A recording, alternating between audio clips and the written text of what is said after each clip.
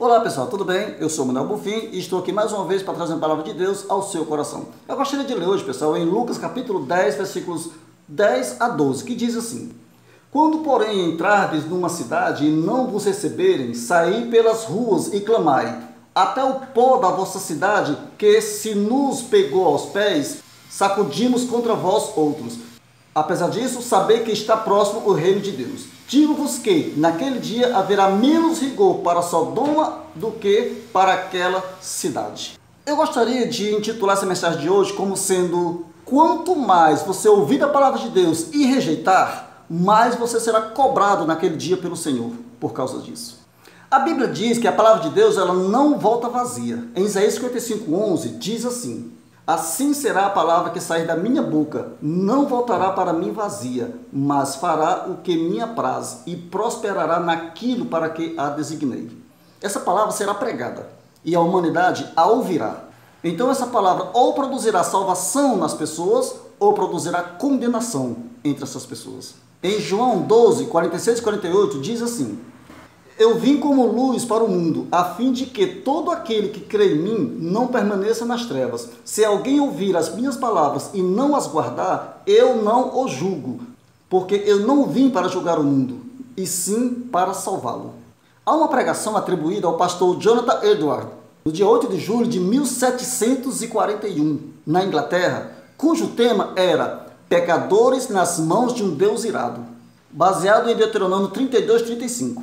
Que diz: A mim me pertence a vingança, a retribuição a seu tempo quando resvalar o seu pé, porque o dia da sua calamidade está próximo e o seu destino se apressa em chegar. Esse texto foi citado por Paulo lá em Romanos 12:19, que diz assim: Não vos vingueis a vós mesmos, amados, mas dai lugar à ira, porque está escrito: A mim me pertence a vingança, eu é que retribuirei, diz o Senhor. E também lá em Hebreus 10:30 também fala sobre isso.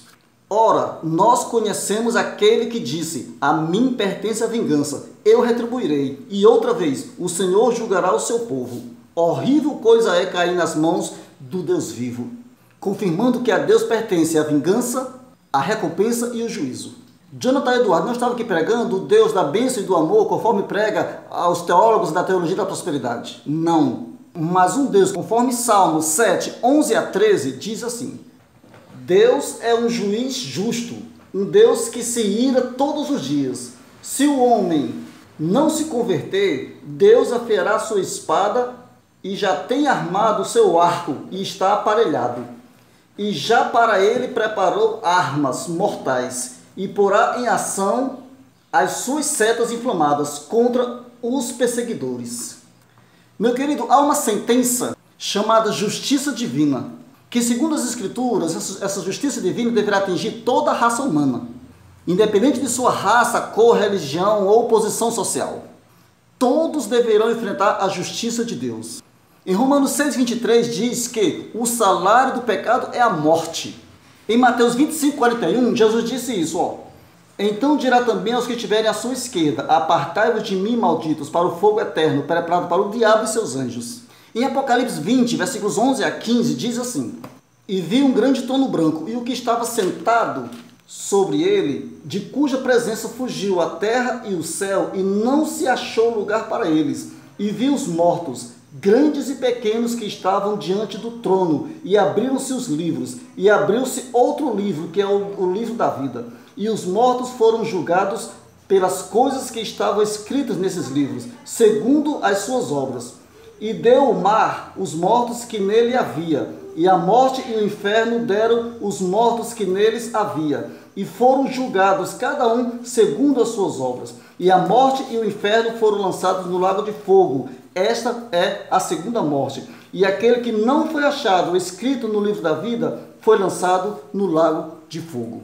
Então essa é a justiça de Deus sobre os transgressores. E quem são esses transgressores? Conforme o Evangelho de São João, capítulo 16, versículo 8 e 9, diz assim, Quando ele vier, ele quem? O Espírito Santo. Convencerá o mundo do pecado, da justiça e do juízo. Do pecado porque não crê em mim. Então, aqui está o transgressor, aquele que não creu no Evangelho de Jesus Cristo, aquele que viveu a sua vida aqui na terra de forma aleatória e não deu atenção a esse Evangelho. Esses, segundo a Bíblia, são os transgressores. Porém, Isaías 53, versículos 4 e 5, olha a bondade de Deus aqui. Certamente ele tomou sobre si as nossas enfermidades e as nossas dores levou sobre si, e nós o reputávamos por aflito, ferido de Deus e oprimido.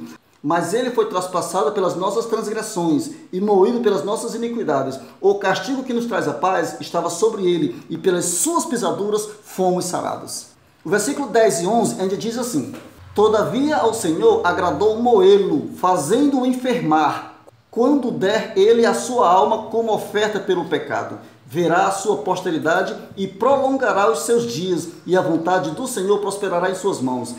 Ele verá o fruto do penoso trabalho de sua alma e ficará satisfeito. O meu servo, o justo, com o seu conhecimento, justificará a muitos, porque as iniquidades deles levará sobre si.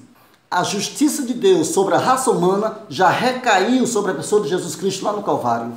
Em 2 Coríntios 5:21, Paulo disse assim: Aquele que não conheceu o pecado, ele o fez pecado por nós, para que nele fôssemos feitos justiça de Deus. E em Gálatas 2:21, Paulo disse assim: Não anulo a graça de Deus, pois se a justiça é mediante a lei, segue-se que Cristo morreu em vão. Paulo aqui está dizendo que a justiça de Deus sobre Jesus Cristo recaiu nele através da graça divina e não pela lei. Então Jesus, ele foi o Cordeiro Pascual que veio morrer por você, por mim, por nós, como a justiça de Deus sobre a humanidade. Então, meu querido, conforme o tema da mensagem que eu atribuí hoje, que diz: quanto mais você ouvir a palavra de Deus e rejeitá-la, mais você será requerido por Deus, por isso naquele dia. Quanto mais você ouvir a palavra de Deus e rejeitá-la, mais você será requerido de Deus naquele dia por Deus. Deus irá cobrar tudo quanto você ouviu da palavra dele. Isso é muito sério, meu querido. É bom você parar e dar ouvidos a essa palavra, porque naquele dia você será cobrado de tudo quanto aqui está escrito, de tudo quanto você ouviu da palavra dele. E ninguém será tido como inocente diante de Deus naquele dia. Em Eclesiastes 11:9 diz assim: Alegra-te, jovem, na tua juventude, e recreie-se o teu coração nos dias da tua mocidade. Anda pelos caminhos que satisfazem o teu coração e agradam aos teus olhos. Sabe, porém, que de todas essas coisas Deus te pedirá contas. Meu querido, o conhecimento, ele tira a cegueira espiritual. Olha o que aqui diz João capítulo 9, versículos 40 e 41. Aquele dos fariseus que estavam com ele, ouvindo isso, disseram-lhe: Também nós somos cegos? Disse-lhe Jesus: Se fosseis cegos, não teríeis pecado, mas como agora dizeis, vemos, por isso o vosso pecado permanece. Então, quando você tem conhecimento da palavra, você deixa de ser cego, você passa a enxergar essa palavra, passa a ouvir, e ela lhe será cobrada um dia. Em Romanos 1, 28 a 32 diz assim: E como eles não se importaram de ter conhecimento de Deus, assim Deus os entregou a um sentimento perverso, para fazerem coisas que não convêm. E estando cheios de toda iniquidade, prostituição, malícia, avareza, maldade, cheios de inveja, homicídios, contenda, engano, malignidade, sendo murmuradores, detratores, aborrecedores de Deus, injuriadores, soberbos, presunçosos, inventores de males, desobedientes ao pai e à mãe, loucos, infiéis nos contratos, sem afeição natural, irreconciliáveis, sem misericórdia, os quais, conhecendo a justiça de Deus, que são dignos de morte, os que tais coisas praticam, não somente as fazem, mas também consentem com os que fazem. Meu amado, minha amada, a porta da graça está se fechando, Jesus está voltando. Ouça o Evangelho da Graça enquanto há tempo e se arrependa de seus pecados o mais rápido possível. Isaías 55:6 diz: Buscar o Senhor enquanto se pode achar, invocá-lo enquanto está perto. Que Deus e Cristo te abençoe, em nome de Jesus. Um grande abraço e até a próxima.